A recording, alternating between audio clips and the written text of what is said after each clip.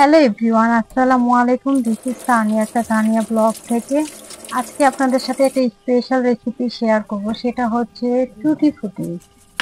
দেখেন গাইস, আমি একটা পেঁপে নিয়েছি। পেঁপেটাকে আজকে ধুয়ে তারপর হচ্ছে দুই সাইড কেটে নিয়েছি ছুরির সাহায্যে। কেটে এখন ছিলে নেব। টুটি ফুটিটা হচ্ছে বিভিন্ন dessert item, cake, creamy, custard বিভিন্ন কিছুতে দিয়ে পরিবেশন করা যায়। খেতেও অনেক মজা। এটা স্বাদই দ্বিগুণ বেড়ে যায়, দেখতেও অনেক সুন্দর হয়। ডেকোরেশনের জন্য খুবই সুন্দর, আর খেতেও অনেক মজাদার। মাশাল্লাহ। টুটি ফুটি কিনে খেতে হলে অনেক টাকা দিয়ে কিনতে হয়, কারণ এটা অনেক দাম। সব জায়গায় পাওয়া যায় না। সুপার শপে পাওয়া যায়, তারপরেও অনেক দাম কিনতে হয়। বাসায় যদি অল্প কিছু উপকরণ দিয়ে বানানো যায়, বানিয়ে সংরক্ষণে রাখা যায়, কারণ এটা অনেক দিন পর্যন্ত থাকে। আপনি এমনিতেও রাখতে পারবেন, ফ্রিজেও রেখে দিতে পারবেন। তাই আমি কিভাবে বানাচ্ছি আপনাদের সাথে শেয়ার করব। কারণ পেঁপে দিয়ে বানাচ্ছি, অনেকে অনেক কিছু দিয়ে বানায়, বাট আমার পেঁপে দিয়ে বানাতে ভালো লাগে। আমার এটা সিলা কমপ্লিট হয়ে গেছে। এখন হচ্ছে স্কোয়ার শেপে কুচি কুচি করে কেটে নেব।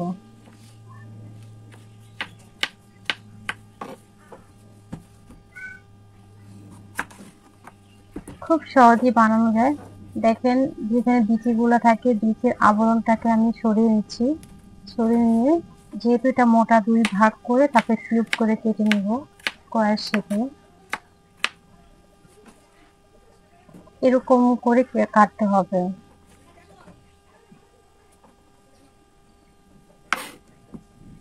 আমার পুরো ভিডিওটা দেখবেন, ভিডিওটা দেখলে বুঝতে পারবেন কিভাবে ইজিলি বানানো যায় টুটি ফুটি।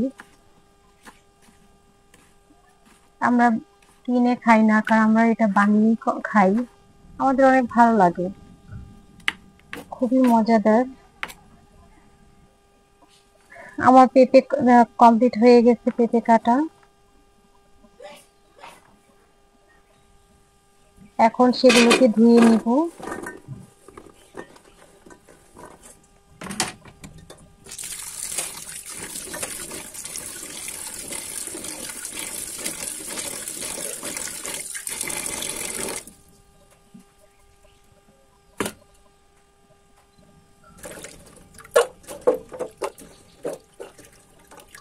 আমার ধোয়া কমপ্লিট হয়ে গেছে।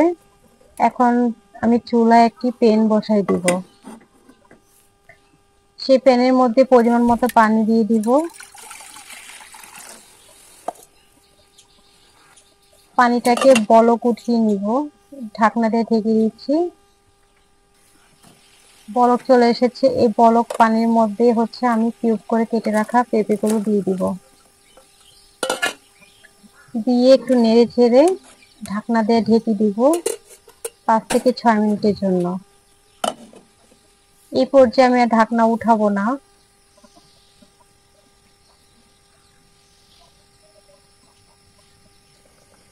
দেখেন গাইস, বলক চলে এসেছে।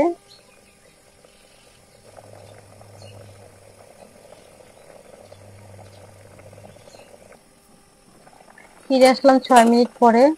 দেখেন আমার পেঁপেটা প্রায় সিদ্ধ হয়ে গেছে, কারণ আমি ফুল সিদ্ধ করব না, আমি 70% সিদ্ধ করে নিব।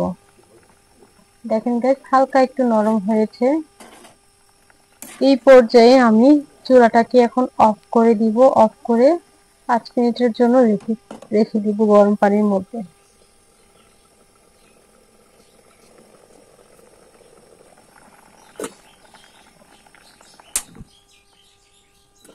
দেখেন গাইস, চুলাটা অফ করে দিয়েছি। এখন ঢেকে দিচ্ছি 5 মিনিটের জন্য। 5 মিনিট পরে আমি এখন ছেঁকে নিব, একটা চালনির মধ্যে ছেঁকে নিব।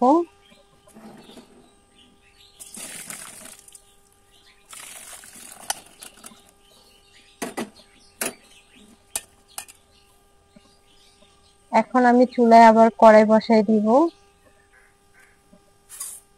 কড়াইয়ের মধ্যে 1 বাটি চিনি দিয়ে দিলাম। চিনিটা হচ্ছে পরিমাণ মতো, যেমন পেঁপে নেবেন ওরকমই চিনি নিতে হবে। এখন 1 বাটি চিনি দিয়ে দিলাম। 1 বাটি পানি দিয়ে দিব। চিনি পরিমাণ পানিটাও দিতে হবে। দিয়ে ভালোভাবে পানির সাথে নেড়ে চেড়ে মিশিয়ে নিব।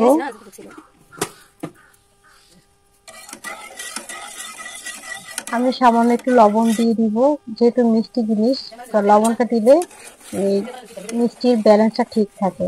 এই পর্যায়ে আমি দিয়ে দিলাম 2টা ছোট ছোট দারচিনি আর 2টা ছোট ছোট তেজপাতা। যখন একটু মানে আঠালো ভাব চলে আসবে শিরার মতো, ওই পর্যায়ে আমি পেঁপেগুলো দিয়ে দিলাম। পেঁপেগুলোকে দিয়ে মিডিয়াম আঁচে ভালোভাবে ঢেকে দিব। মিডিয়াম আঁচে রান্না করব। এখন বরফ চলে এসেছে।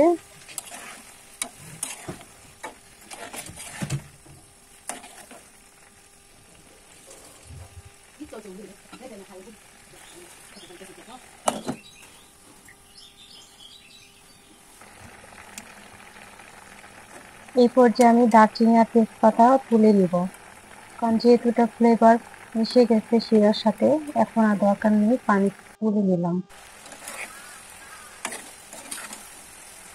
একদম শিরা শিরা হয়ে গেছে। দেখেন গাইস, আমি হাতে নিয়ে দেখাচ্ছি, একদম আঠালো ভাব চলে এসেছে।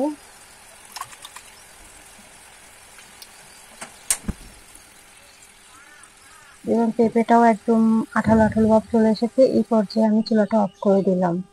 অফ করে এখন ঠান্ডা করে নিব। আমি 4টা বাটি নিয়েছি, 3টা কালার করব, একটা হচ্ছে পেঁপের যে কালার সেটাই রাখবো।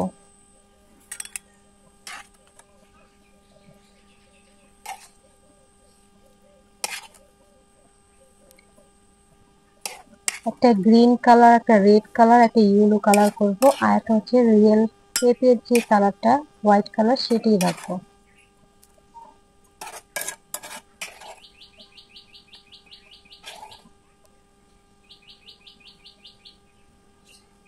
আমি পেঁপে টুকরোগুলোকে বাটিতে দিয়ে দিলাম।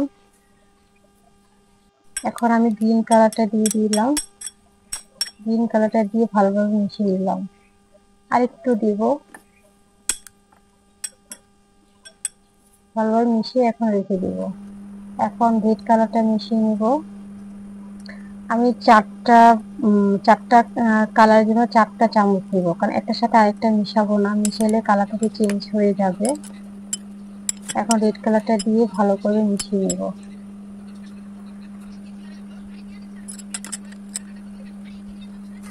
এখন আমি দিয়ে দিব ইয়েলো কালার।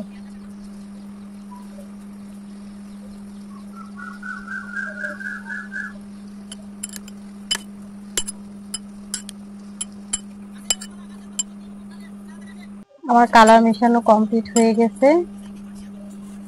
এটা যেই কালার সেটাই রাখবো। দেখেন গাইস, কত সুন্দর লাগছে। 4টার জন্য 4টা চামচ, কারণ চামচ আপনি একটা চামচ দিয়ে আরেকটা নাড়তে যাবেন না, কালারটা কিছু চেঞ্জ হয়ে যেতে পারে।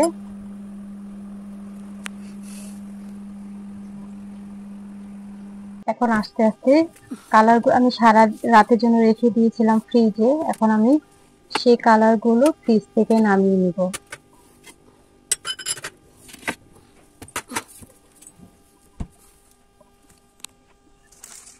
দেখেন গাইস, কত সুন্দর লাগছে, একদম মানে কালার গুলো সুন্দর চলে এসেছে। এখন আমি একটা প্লেটের মধ্যে টিস্যু পেপার দিয়ে দিচ্ছি। টিস্যু পেপারে সেই কালার গুলোকে মানে যে পেঁপে টুকরো গুলোকে আস্তে আস্তে একটা করে একটা দিয়ে দিচ্ছি, দিয়ে ছড়িয়ে এটার মধ্যে যে শিরা লেগে আছে শিরাটাকে যতটুকু সম্ভব মানে মুছে নিব। এখন একটা পেপারে দিয়ে আরেকটা পেপার টিস্যু পেপার দিয়ে চেপে চেপে যতটুকু করেছি অতটুকুই এনাফ, আর লাগবে না। এখন আমি যে পাত্রে শুকিয়ে নিব সে পাত্রে ঢেলে দিচ্ছি।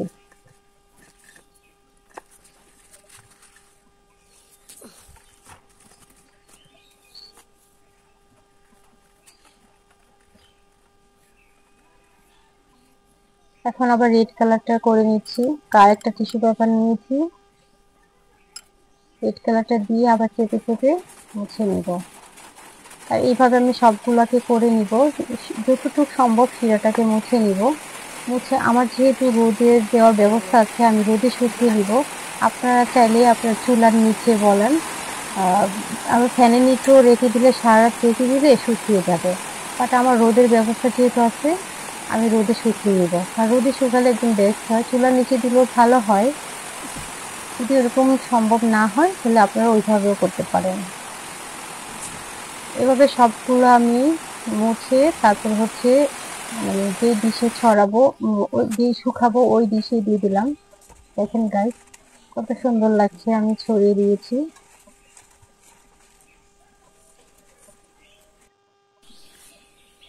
এখন আমি রোদে দিয়ে দিলাম 3-4 ঘন্টা একদম কড়া রোদে শুকিয়ে আনা।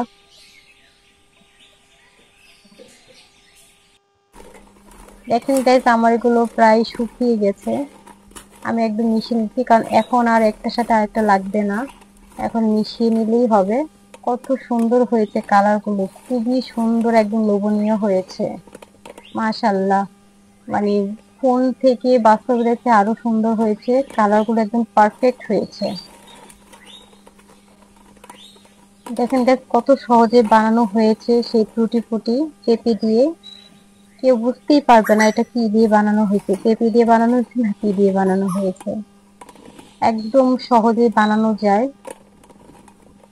এভাবে বানিয়ে নিয়ে রেখে দিতে পারেন, কারণ আর কিনে খেতে হবে না। টুটি ফুটি বিভিন্ন ডেজার্ট মিষ্টি জাতীয় জিনিসের মধ্যে মিশিয়ে খেলে খুব ভালো লাগে, দেখতেও সুন্দর লাগে। ডেকোরেশনের জন্য একদম পারফেক্ট। একদম ফাইনাল ভাবে শুকিয়ে গেছে। দেখেন গাছ একটা বাটিতে নিয়ে নিলাম, আপনারা একটা কন্টেনারও রেখে দিতে পারেন, কাচের বয়মে রেখে দিতে পারেন। আমার ভিডিওটা যদি ভালো লাগে লাইক কমেন্ট শেয়ার করবেন, বেল আইকনটা বাজিয়ে দেবেন। আমার সুন্দর সুন্দর ভিডিও পেতে আমার সঙ্গেই থাকবেন। আর আমার এগুলো কেমন হয়েছে আপনারা কমেন্ট সেকশনে কমেন্ট করতে পারেন। আপনার একটা কমেন্ট আমার অনুপ্রেরণা এবং উৎসাহ যোগায় কাজের। আপনারা আমার সঙ্গেই থাকবেন, যদি কোনো ভুল হয় ক্ষমা দৃষ্টিতে দেখবেন। Thank you very much. আল্লাহ হাফেজ।